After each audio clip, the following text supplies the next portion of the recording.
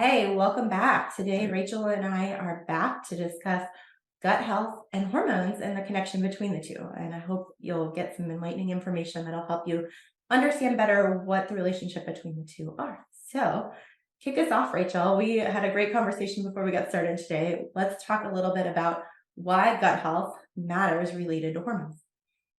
Well, it's really interesting because I feel like a lot of patients that come to me have already exasperated some of the other options or other, assessments or treatments people have offered them from traditional or conventional medicine. So, if they're coming with onsets of problems and big symptoms, whether it be sleep issues, gut issues, not being able to eat foods because one day it bothers them and the next day it doesn't, mood disorders like anxiety and depression, all of these are signs to me that there's a bigger underlying problem not being addressed. So instead of getting, an antidepressant because you're anxious, figuring out what actually is going on, if anything, in the body before resorting to that is kind of my mission at hand. Yeah, Fixing the foundation of the house to make sure it stands strong all the way to the top, so to speak. absolutely. And that foundation is almost always gut health. It is. And so when we start looking at that and talking about it today, we look at it from, in my field as a dietitian, a nutritional standpoint. And when your gut starts to become imbalanced, and that being maybe the microbiome or the actual flora, or there's an inflammatory response, a lot of times what ends up happening is we get this kind of, taboo or kind of very popular trendy saying of leaky gut. And what is leaky gut? I always like to attribute it to like tiny, like paper cuts or like little slices in your intestines. That when over time there's a lot of stress within the gastric area and maybe intestinal linings start to erode or break away. This happens to chronic stress, improper diet, processed foods, medications, antibiotics, birth control. All of these things exasperate the breakdown of the lining of the gut. When this happens, we start to see symptoms along the lines of what we just mentioned, whether it be sleep problems or gut irritation with food. The reason that is because we've worn down the lining of the stomach. And now, when we eat, particles of food that we eat seep into the bloodstream or seep out into the body in the systemic areas of the body. When that happens, a couple things go on. Your body says, "What the heck is this?" and starts firing cytokines or any kind of defense mechanisms they have. Right, And we get this massive inflammatory response. right, And you know, Jenny, as well as I do in your practice, that increased inflammation is a precursor for lots of preventative diseases. right. So the reason gut health is so important is if it isn't properly healed or is not being maintained properly, systemic inflammation goes up, digestibility goes down, and you get a host of symptoms. Yeah. And I want to jump on that for a minute because I love that you just said that. And people might be thinking, well, I'm not inflamed, right? Like, I don't feel inflamed. You think of inflamed like an injury. Like, I tweaked my shoulder today, right? And it hurts when I move it. That is one form of inflammation. Or I broke my ankle and it's all swollen. I know that's inflamed. That is an exacerbated acute inflammatory response. But what we're talking about here is a low and slow but massive reaction, right? Our body's reacting and it's our whole body. So your symptoms aren't going to be necessarily inflammation in one spot, although joint pain, puffiness, right, as we get that inflammatory reaction throughout, can all be symptoms of that inflammatory response. Bloating, just not feeling well, foggy headed, all those things that sound a lot like some of the things that our clients deal with that also have hormone related issues.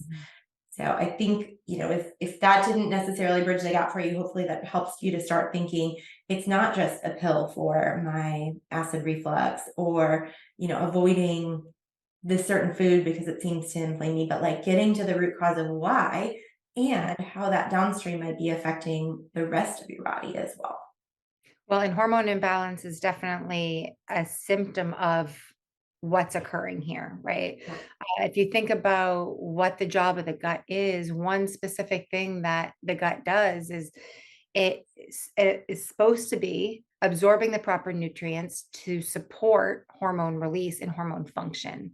Right. When you are not maintaining that healthy gut lining and you aren't absorbing the nutrients that you're eating, not only do you become deficient in micro and macronutrients, but you're also not absorbing the foods that are required to maintain hormonal balance either. Yeah, absolutely. I mean, our hormones are our communication in our body, right? So many times I think we think of hormones as like sex drive and fertility and all of those things, but they're really the communication markers in our body. So hormones are there to tell our body to upregulate or downregulate or make babies or not make babies, right? But all of that is really a communication. And the communication, the building blocks for that and what our body's communicating comes from what's digested and what's absorbed out of our gut.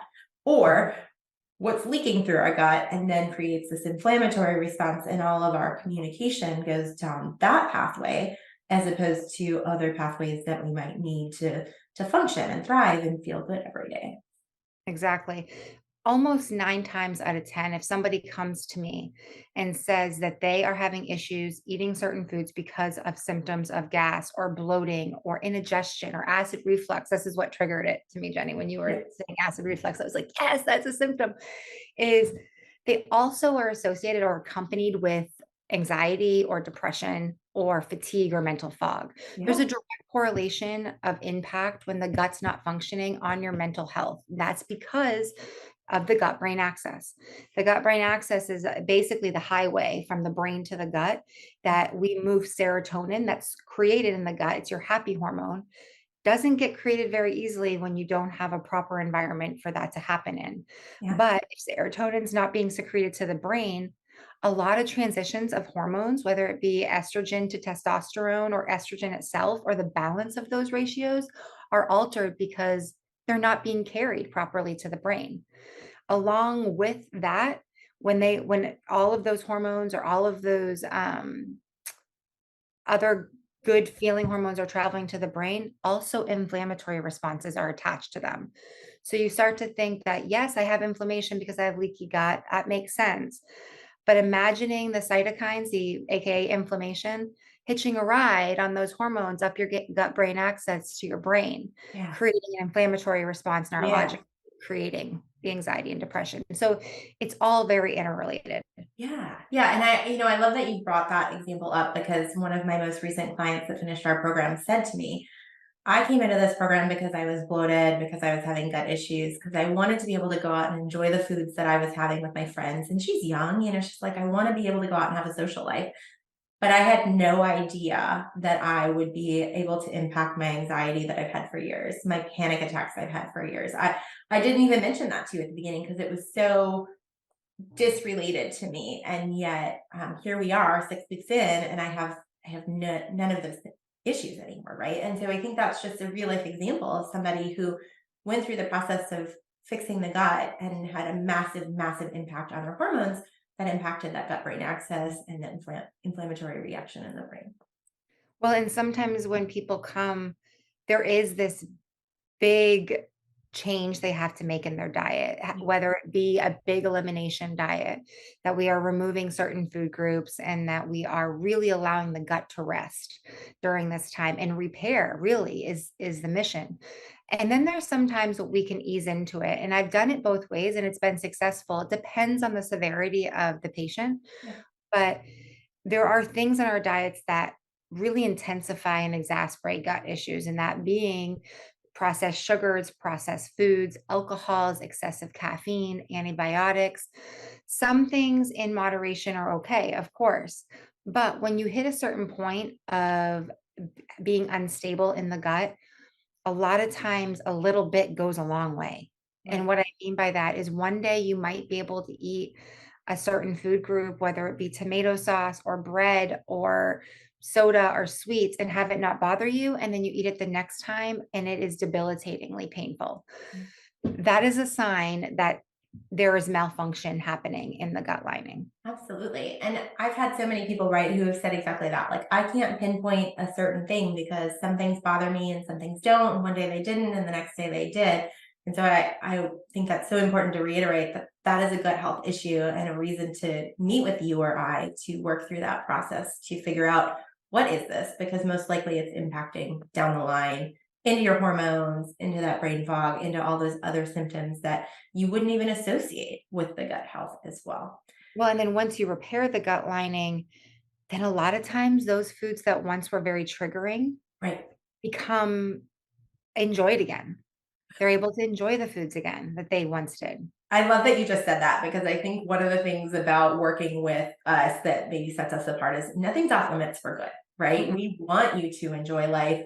Rachel and I both practice the moderation of enjoying what we can. And if there are certain things that we shouldn't, then that's at our own discretion, right? As to whether we're going to have that, you being in a little different situation than me. But, we can work through that and help you figure out for you, what's that tolerance test? Because a lot of times that's what it is, right? I might tolerate a little bit of symptoms because of this, but I really enjoy this and I enjoy this socially and I enjoy this in my diet. And so we're going to work to bring that back in versus, man, this is something that every time I have it, really have a reaction to it. And I guess I need to leave it out because it's affecting not only my gut health, but my mental health, my hormones, and everything. Absolutely. And I think once the repair happens and we take the time and we eliminate the foods and we slowly start to integrate them back into the diet, we have symptom trackers and charts that help us identify and track the foods as you start to eat them back into your diet, symptoms you might have. And sometimes people are like, I actually feel a lot better. My mood is better. And one of the big things is I really dislike taking out big food groups from people. I think it's really important to enjoy all foods. I'm a very food forward dietitian. I don't say anything is off limits unless it's affecting your health. So our mission is to make you live and thrive in an optimal healthy lifestyle. Like that's what we want for you. We don't our goal is not to be on a trend.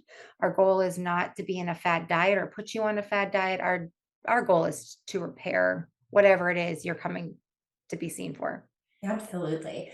And so I think we've talked a little bit about kind of that whole removing things and our philosophy on long term, what that looks like. But I think there's also a ton of things we can add, right? And so we've talked about that inflammatory response. The second piece of that to me would be oxidative stress, right? And so I want to talk for a minute about foods we can add to our diet that can be really great for bringing down that second kind of step of the inflammatory process, if you will, of increased oxidative stress in our bodies.